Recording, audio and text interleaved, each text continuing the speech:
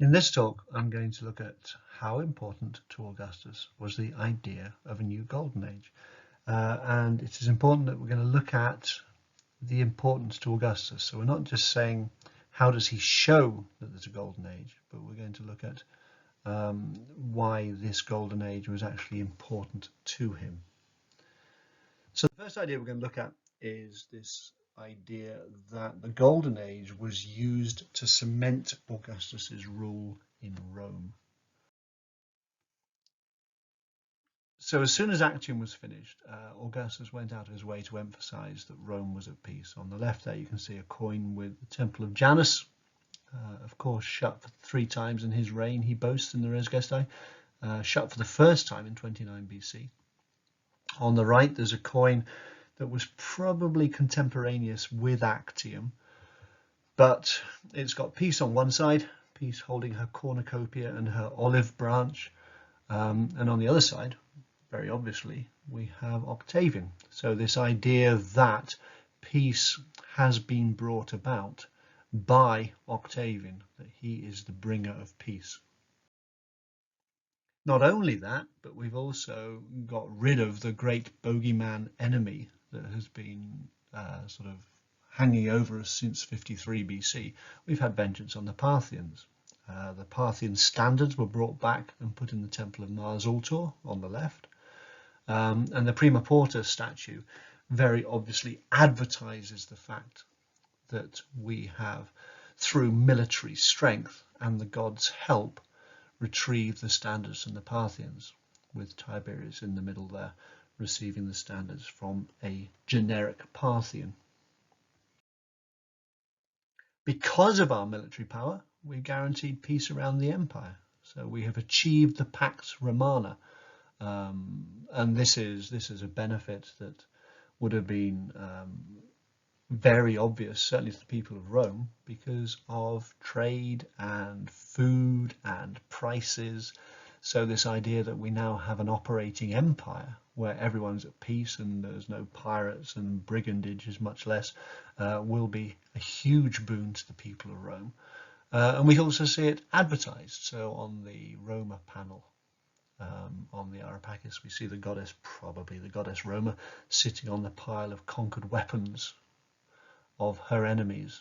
So she has, to quote Virgil, warred down the proud. Not sure how much pardoning the defeated she's done. So not only have we achieved peace, we've also restored the Republic. So we've gone back to the good old days. This is very much a message of the Golden Age. And again, this very, very clear picture from coins that you have Augustus's head on one side with Imperator Caesar Divi Filius, consul for the 6th time. And on the other side, you see the restoration of the Republic, the sort of literal restoration of the Republic, as Augustus sits on his curial chair, literally handing back the scroll that sort of represents the laws and rights, leges et iura restituit, it just says there. And on the Areopagus we see what the benefits of peace actually are. Well, the benefits of peace are plenty, and in the Tellus panel, or the peace panel if you like, the goddess of peace, Tellus is the goddess of earth. We see the plenty, so we see animals, we see crops, we see the babies that are born, you see the fruit in Tellus's lap. All these are the benefits that are going to be brought about by this new peace. And of course the foliage that goes with it, so that sort of plentiful growth that comes because of the peace that Augustus has brought. So not only are we advertising peace, but we also see this physical manifestation of the Golden Age through the building program.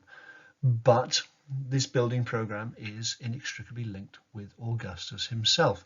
We started the building program back in 33 BC with Agrippa becoming ideal.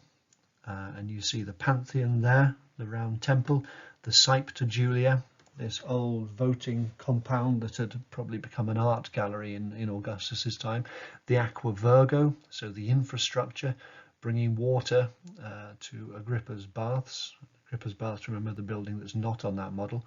But at the same time, it's linked with the Ara Pacis, it's linked with the Horologium, and it's linked with the Mausoleum. So these very Augustan buildings. So you have one, but with the one comes the other. You have to have Augustus to make the Golden Age work. That's what the Golden Age is all about. He boasts himself, I found Rome a city of bricks, left a city of marble. The Augustan Forum, probably the best example of all his building. It has everything that you want in it. It is an incredibly beautiful building. It's an incredibly rich building. It is a very practical building. It extends the law courts. It's a very republican building. It's got all those statues of great men. It's a military building because it's Mars Ultor. It's the god of revenge, and the Parthian standards are kept in it, and generals going to war leave from it, and sort of triumphal prizes are left in it. But at the same time, it celebrates Augustus and his divine right to rule. So we've got the statue of Aeneas, we have the statue of Romulus, and we have the Augustus statue in his chariot at the front with Pater Patriae written underneath it. So it is great and marvellous, but it doesn't work without Augustus. You don't get one without the other.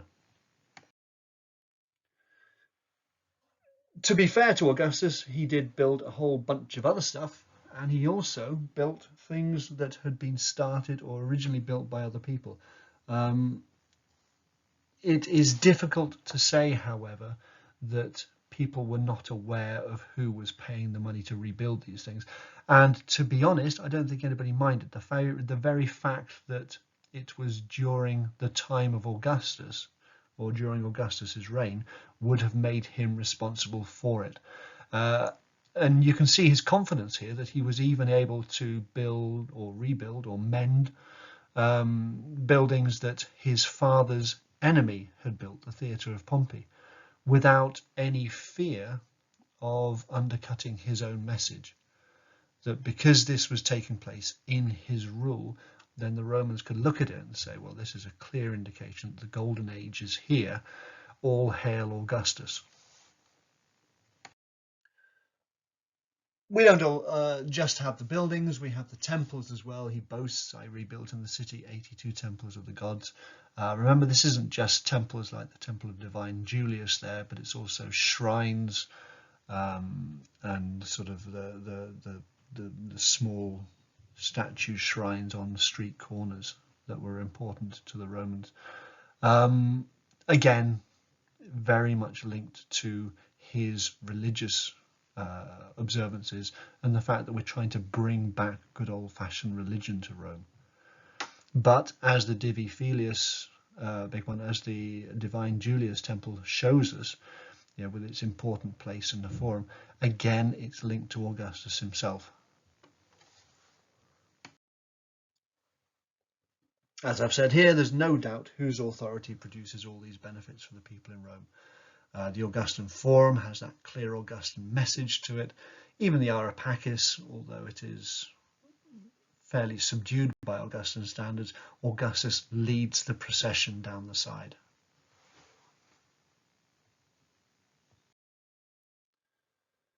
Second subject or second topic I'm going to look at is how the idea of the new Golden Age supported Augustus's moral reforms. Now, this does seem to have been important to him. This is something he cared about. Zanca says that every time we look at something that is copied from Periclean Athens, then that should give us this hint of Romans aspiring towards moral superiority. I'm not entirely convinced by that. If we are going to look at that view, then I suspect we're looking only at the very top echelons of Roman society, because apart from anything else, you need to recognize that these things are copies from Periclean Athens. If you don't recognize that, then the message might well be lost. But the caryatids on the Augustan Forum are copied from the Erechtheion on the Acropolis, and the procession on the Ara Pacis, very much a copy of the Parthenon frieze, also on the Acropolis. So there are certainly copies there, Whether this is a sign of aspiring to Periclean moral superiority is a whole different question. More convincing, perhaps, is the fact that the secular games, which celebrate the beginning of the Golden Age, take place the year after the moral laws. Here we've got the Theatre of Marcellus, which was started by Julius Caesar, but finished by Augustus and named after Marcellus, his first heir to die. And the Theatre of Marcellus held the secular games, so we know it was finished by 17 BC. The Areopagus as well, we can look at that in 13 BC to 9 BC. The Areopagus shows that you can have plenty, but you only get it with this sense of order. And for all the abundance on display on the Areopagus, it is a very calming and ordered building. Yeah, it has that sort of square sense to it. It's symmetrical, but also the foliage, as we can see here, is also symmetrical. So there's a sense of order around the Areopagus that I think is probably more accessible to all kinds of spectators. Not only that, but we also get this idea of better moral behaviour among the rich. So the children of the procession encourage the people to follow the imperial family's example. And again, I suspect we're obviously looking more towards the ruling classes here, because that's the people to whom Augustus's childbirth laws were particularly addressed. And here we've got that famous statue of Livia made of obsidian, so the Egyptian rock. The health of the new Siculum was to depend on the moral effort of the Romans, the ruling class in particular. And this is where that severe image of Livia comes in. You know, this simple living, this moral portrait. So giving an example that all the Roman ruling class could follow.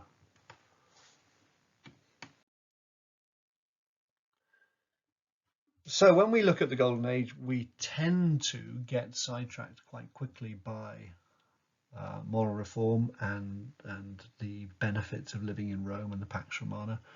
But to many modern critics, the poetry of the Golden Age is probably the most important part of what Augustus actually achieved. But the word legacy, I think, is what we're going to particularly focus on. Poetry could describe the Golden Age effectively, but as propagandists, the poets were useless. It takes too long to produce poetry, to publish it, to get it written out, to get it spread through your readers. But also, the very fact that only a limited number of people are actually going to read poetry means that it's not effective propaganda, not like a building can be. So when we look at the Golden Age poetry, we have to discount straight away this idea that it's getting the message across to the people. It simply isn't. But, as Jenkins goes on to say, historian and praise poets had the power to transmit glory to future generations if they were good enough, and posterity was surely the audience with whom Augustus was principally concerned.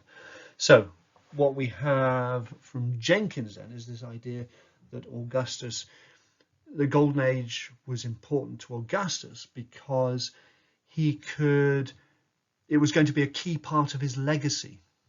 And he used poets to get this idea across, that he had created this Golden Age in Rome. The work they produced offers a memorable and eloquent image of a new Golden Age for Rome and its empire, with Augustus centre stage. So this is where the idea of a new Golden Age was important for Augustus, because it was going to be such a big part of his legacy, that this is how he was going to be remembered. Now, of all the poems we look at, the Carmen Saeculare is possibly a bit of an exception because it was actually performed. However, it was performed twice during the secular games. I'm not sure how much the words would have been listened to and learnt from and taken as a moral message. I suspect if anybody did, it was probably those closest to Augustus. However, it does actually contain the key messages of the Golden Age, and we see in these 4 stanzas. So the first stanza is all about being married and producing children. Goddess, nurture our offspring. Second stanza is all about the fruitfulness that comes from the new Golden Age. Adorn our ceres with garlands of wheat ears, ripen the harvest. We've got in the third stanza this idea that this Golden Age is only achievable with Augustus in charge, the noble descendant of Venus Anchises. Let him obtain whatever he asks. A winner in war, merciful to our fallen foe. There we go.